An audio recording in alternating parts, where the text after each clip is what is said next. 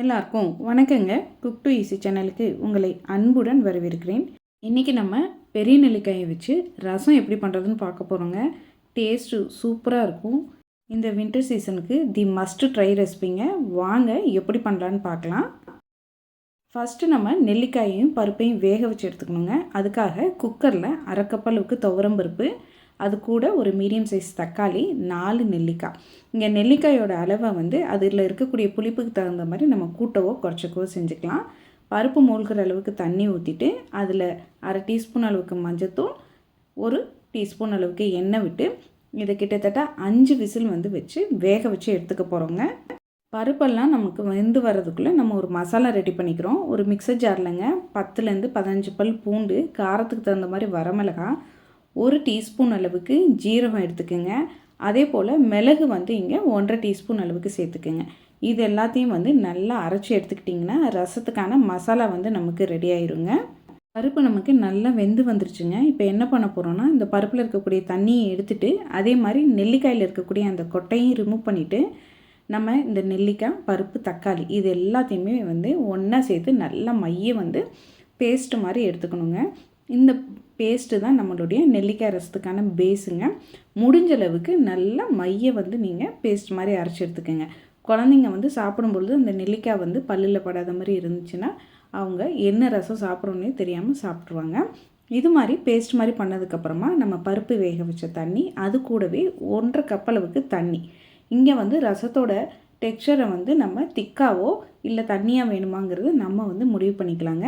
நான் இங்கே இதில் புளித்தண்ணி சேர்க்கலை. எனக்கு இந்த நெல்லிக்காயில் இந்த புளிப்பே சரியாக இருந்தது.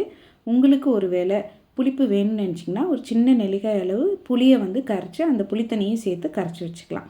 ஒரு கடாயிலங்க 1 டீஸ்பூன் அளவுக்கு எண்ணெய் விட்டு 1 டீஸ்பூன் அளவுக்கு கடுகு போடுங்க. கடுகு நல்லா பொரிஞ்சதுக்கப்புறமா நம்ம அரைச்சி வச்சுருக்கக்கூடிய இந்த மசாலாவை அதில் சேர்த்துக்க போகிறோம்.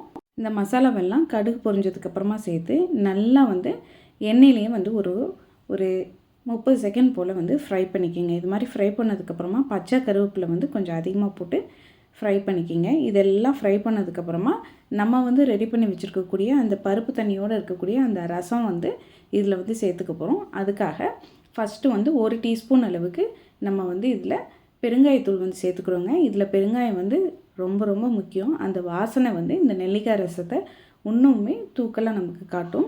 நல்ல பெருங்காயத்தூள் போட்டு ஃப்ரை பண்ணதுக்கப்புறமா நம்ம ஆல்ரெடி மசிச்சு கரைச்சி வச்சுருக்கக்கூடிய அந்த பருப்பு தண்ணியை இந்த கடாயில் சேர்த்துக்க போகிறோம். பருப்பு தண்ணியை கடாயில் சேர்த்ததுக்கப்புறமாங்க இதில் தேவையான அளவுக்கு கல்லுப்பு சேர்த்துக்குங்க. கல்லுப்பு சேர்த்து டேஸ்ட்டு பார்த்துட்டு உங்களுக்கு உப்பு தேவைப்பட்டுச்சுன்னா இன்னும் கொஞ்சம் சேர்த்துக்கலாம். கல்லுப்பு சேர்த்து நல்லா ஒரு முறை கலந்து விட்டுட்டுங்க. அடுப்பை மீடியம் ஃப்ளேமில் வச்சுருங்க. இது மாதிரி மீடியம் ஃப்ளேமில் வச்சுட்டுங்க நம்ம இந்த ரசத்தை நல்லா கொதிக்க விட போகிறோங்க. நல்லா அந்த ரசம் கொதிச்சு வரணும். அது கொதிக்க கொதிக்க தான் நமக்கு அதனுடைய சாறு இறங்கி ரசம் நமக்கு நல்லா கிடைக்கும். ஒரு 10லேருந்து 15 செகண்டுக்கு நல்லா தலப்புலன்னு கொதிக்கிற மாதிரி விட்டுருங்க. இது மாதிரி லைட்டாக கொதிக்கிறத கணக்கில் எடுத்துக்காதீங்க. நல்லா நடுவில் பொங்க நமக்கு கொதிச்சு வரணும். அதை தான் நீங்கள் கணக்கில் எடுத்துக்கணும். இது மாதிரி இலையில 2-3 தடவை இது மாதிரி கலந்து விட்டுக்குங்க. பாருங்கள், இப்போ வீடியோவில் காமிச்சிருக்க மாதிரி ரசம் நல்லா இது மாதிரி ஒரு 10லேருந்து 15 செகண்டுக்கு கொதிச்சு வந்துருச்சுன்னா நமக்கு ரசம் சூப்பராக ரெடி ஆயிடுச்சுங்க. இப்போ ரசத்தை ஆஃப் பண்ணியாச்சு. இந்த ரசத்தை ஒரு பாத்திரத்துக்கு மாற்ற போகிறோம். அந்த பாத்திரத்தில் பச்சை கருவேப்பிலையும் கொத்தமல்லியும் போட்டு வச்சுருக்கேங்க. இதில் நம்ம சூடான ரசத்தை ஊற்றிட்டு உடனே மூடி போட்டு மூடி வச்சிட போகிறோம். மூடிட்டு ஒரு 10 செகண்டுக்கு விட்டுட்டு அதுக்கப்புறமா நம்ம ஓப்பன் பண்ணி பார்த்தோம் அப்படின்னு சொன்னோம்னா நமக்கு அருமையான நெல்லிக்காய் ரசம் நல்லா கமகமன்னு ரெடி ஆயிடுச்சுங்க. இது மாதிரி நம்ம உடனே க்ளோஸ் பண்ணி வைக்கிறதுனால அந்த பச்சை கருவேப்பிலையில் இருக்க ஃப்ளேவர், கொத்தமல்லியில் இருக்க ஃப்ளேவர் இது ரெண்டுமே ரசத்தில் இறங்கி 10 செகண்டுக்கு அப்புறமா ஓப்பன் பண்ணி பார்த்தோம்னா அருமையான நெல்லிக்காய் ரசம் நமக்கு ரெடி ஆயிடுச்சுங்க. ரொம்ப ரொம்ப ஈஸியாக செய்யலாம். அதே சமயத்தில் விட்டமின் சி நிறையா இருக்குங்க நெல்லிக்காயில்.